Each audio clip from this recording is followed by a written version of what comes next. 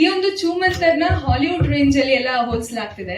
ಈ ಸಿನಿಮಾ ಮಾಡೋದಕ್ಕೆ ಪ್ರೇರಣೆ ಏನು? ಏನಾದ್ರು ಯಾವ್ದಾದ್ರು ಒಂದು ಹಳೆ ಕತೆಗಳನ್ನ, ಇವಾಗ ಒಂದು ಹಿಸ್ಟಾರಿಕಲ್ ಕತೆಗಳನ್ನ ಅಥವಾ ಚೂಮಂತರ ಅಂತ ಕೆಲವೊಂದು ಪಂಚತಂತ್ರ ಕತೆಗಳನ್ನ ಏನಾದ್ರು ನೋಡಿ ಇನ್ಸ್ಪೈರ್ ಆಗಿದ್ದ, ಅಥವಾ ಹಾಲಿವುಡ್ ಮೂವಿ ನೋಡಿ ಇನ್ಸ್ಪೈರ್ ಆಗಿದ್ದ? ಈ ಕತೆ ಹೇಗ್ ಬಂದಿತ್ತು ಅಂತ ಹೇಳಿ. ಇದು ಮೇಕಿಂಗ್ ಬಂದ್ ಇನ್ಸ್ಪೈರ್ ಒಂದು ಸೀರೀಸ್, ವೆಬ್ ಸೀರೀಸ್ ನೋಡ್ತಾ ಇದ್ವಿ ನಾನು ಮತ್ತೆ ಡೈರೆಕ್ಟರು. ಮೇಕಿಂಗ್ ಬಂದು ಇಂಗ್ಲಿಷ್ ಸಿನಿಮಾಗಳೇ ನಮಗೆ ಒಂದು ಇನ್ಸ್ಪಿರೇಷನ್. ನವನೀತ್ ಅವರು ಹಿಂದೆ ಕರ್ವ ತುಂಬಾ ದೊಡ್ಡ ಮಟ್ಟದಲ್ಲಿ ಹಿಟ್ ಆದಂತಹ ಸಿನಿಮಾ. ಸೊ ಅವ್ರಿಗೆ ಈ ಒಂದು ಜಾನರಲ್ಲಿ ತುಂಬಾ ಒಂದು ಒಳ್ಳೆ ಗ್ರಿಪ್ ಇತ್ತು. ಆಗ ಕುತ್ಕೊಂಡಾಗ ನಾವು ಶರಣ್ ಸರ್ಗೆ ಹಿಂದೆ ನಾನು ವಿಕ್ಟ್ರಿ 2 ಮಾಡಿದೆ. ಅದಾದ ನಂತರ ಸುಮಾರು ಒಂದು 3 ವರ್ಷ ಸಾಕಷ್ಟು ಕಥೆಗಳು ಕೇಳಿದ್ವಿ. ಆ ಕೇಳಿದಾಗ ತುಂಬಾ ಕಡೆ ಏನಾಗ್ತು, ಶರಣ್ ಸರ್ ಎಲ್ಲಾ ತರ ಸಬ್ಜೆಕ್ಟ್ಸ್ ಮಾಡ್ತಾ ಬಂದಿದ್ರು. ಅವರು ಇದರಲ್ಲಿ ಹಾರರ್ ಸಬ್ಜೆಕ್ಟ್ ಮಾಡಿರ್ಲಿಲ್ಲ ಅವರು. ಆಗ ನನಗೆ ಗೆಳೆಯ ತರುಣ್ ಸುಧೀರ್ ಅವ್ರ ಜೊತೆ ಒಂದು ಮೀಟಿಂಗ್ ಅಲ್ಲಿ ಎಲ್ಲೋ ಮಾತಾಡ್ತಾ ಇದ್ದಾಗ, ಯಾಕೆ ನೀವು ಒಂದು ಹಾರರ್ ಸಬ್ಜೆಕ್ಟ್ ನ ಟ್ರೈ ಮಾಡಬಾರ್ದು, ಶರಣ್ಗೆ ತುಂಬಾ ಚೆನ್ನಾಗಿರುತ್ತೆ, ಮತ್ತೆ ನಿಮ್ ಡೈರೆಕ್ಟರ್ ಅದ್ರಲ್ಲಿ ಸ್ಪೆಷಲ್ ಚೆನ್ನಾಗಿ ಮಾಡ್ತಾರೆ, ಒಂದ್ ಪ್ರಯೋಗ ಮಾಡಿ ಅಂತ ಹೇಳಿದ್ರು.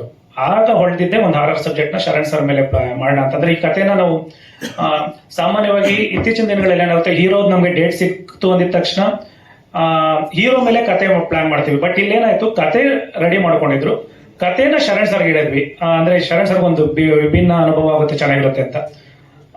ಈ ತರ ಪ್ರೊಸೆಸ್ ಸ್ಟಾರ್ಟ್ ಆಗಿದೆ ಸಿನಿಮಾದ. ನಮ್ಗೆ ಕತೆ ಹಾಗೆ ಆನಂತರ ಶರಣ್ ಸರ್ ಬಂದು ನಮ್ಗೆ ಜಾಯ್ನ್ ಆಗಿ, ಆಮೇಲೆ ಶರಣ್ ಸರ್ ಇಟ್ಕೊಂಡು ನಾವೇನೇನ್ ಚೇಂಜಸ್ ಮಾಡ್ಬೋದು, ಆ ಕತೆ ಹೇಗೆ ಉಗಿಸ್ಕೊಬಹುದು ಅಂತ ಸಿನಿಮಾ ಸ್ಟಾರ್ಟ್ ಆಯ್ತು.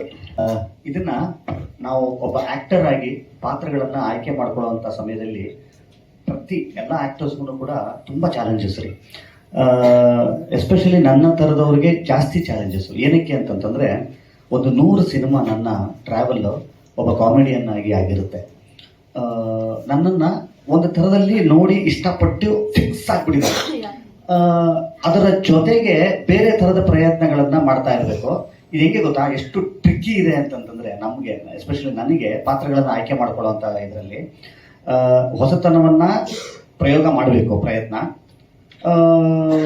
ಹಿಂದಿಂದ ಬಿಡಬಾರ್ದು. ಗೊತ್ತಾ, ಹಂಗಂದ್ರೆ ಎಂಟರ್ಟೈನ್ ಮಾಡಬೇಕು, ಹೊಸ ಥರದಲ್ಲಿ ಆಗ್ಬೇಕು. ಹಿಂದಿನ ಅಂಶವನ್ನ ಇಟ್ಕೊಂಡು ಹೊಸ ಕಾಂಬಿನೇಷನ್ಸ್ಗಳನ್ನ ಟ್ರೈ ಮಾಡುವಂಥದ್ದು. ಅಲ್ಲಿ ನನಗೆ ತುಂಬಾ ದೊಡ್ಡ ಶಕ್ತಿಯಾಗಿ ಸಿಕ್ಕಿದ್ದು ನನ್ನ ಜಾನರ್ ಕಾಮಿಡಿ. ಒಬ್ಬ ಕಾಮಿಡಿಯನ್ ಆಗಿ ಅಷ್ಟು ಹೆಮ್ಮೆ ಇದೆ ನನಗೆ, ಅಷ್ಟು ಸಂತೋಷ ಇದೆ ನನಗೆ. ಇಷ್ಟು ವರ್ಷಗಳ ಕಾಲ ಆ ಕಾಮಿಡಿ ಅನ್ನುವ ಜಾನರ್ ಜೊತೆಯಲ್ಲಿ ಬೆಳೆದಿದ್ದೀನಿ. ಕಾಮಿಡಿ ಅನ್ನೋ ಜಾನರ್ ಎಷ್ಟು ಸ್ಟ್ರಾಂಗ್ ಅಂತ ಹೇಳ್ತೀನಿ ನೋಡಿ. ಎಲ್ಲ ಜಾನರ್ಗೂ ಹೋಗುತ್ತೆ ರೀ ಇದು. ಯಾವ ಜಾನರ್ ಜೊತೆಲಿ ಬೇಕಾದ್ರೂ ಬ್ಲೆಂಡ್ ಮಾಡಿಬಿಡ್ಬೋದು ಇದನ್ನ.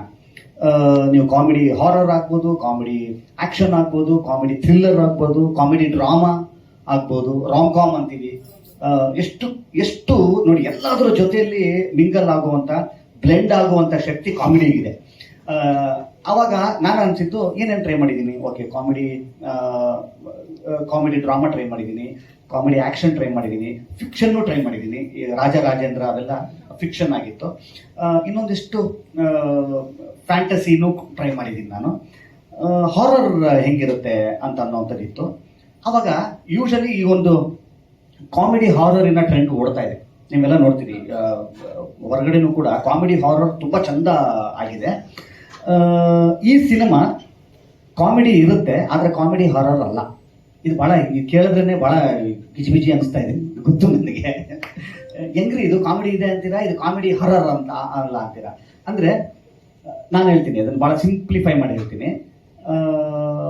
ದೆವ್ವ ಅನ್ನುವಂಥ ಒಂದು ಅಂಶ ಬಂದು ನಿಮ್ಮನ್ನು ಅದೇ ನಗಿಸ್ತಾ ಇದೆ ಅಂತ ಅನ್ನೋದಾದರೆ ಅದು ಕಾಮಿಡಿ ಹಾರರ್ ಅನ್ನೋ ಥರ ನನ್ನ ಪಾಯಿಂಟ್ ಆಫ್ ವ್ಯೂ ಅದು.